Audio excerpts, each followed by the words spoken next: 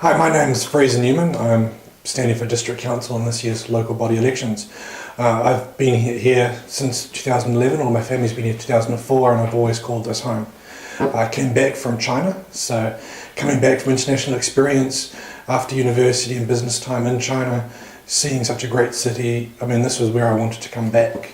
I remember the great environment and the Mount Tahoe and everything like that. This is where I want my family to be.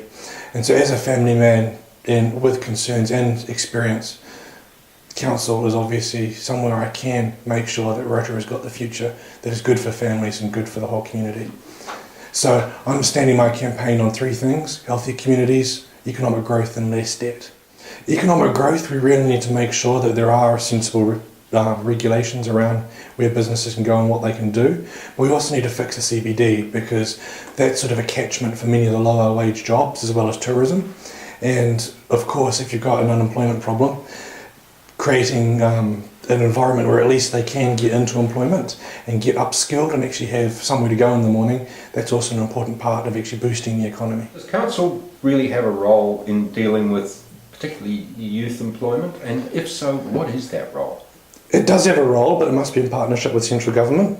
Obviously, the council is directly responsible for the development of the region or the district itself, but it doesn't, of course, deal with wins and things like that. But in terms of actually getting people into jobs, creating a productive environment, a nurturing environment, a safe environment, if there's a problem with safety and people are getting drawn into gangs, and of course that is a local issue, and I believe local people are the best empowered to deal with local issues. The CBD is no longer sort of the cash cow that can just earn money for the government.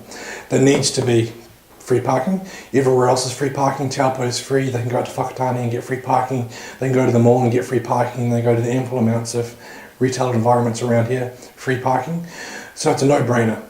There's now so many empty car spaces and people are getting put off by extra charges and everything like that. They take parking very personally. The other thing is there must be communication with retailers. Often retailers are seen as too small to bother with. I mean, they just deal with the big guys. Whereas the retailers collectively are one of the major employers. They pay us huge millions of dollars in rates, and they need to be actually communicated with.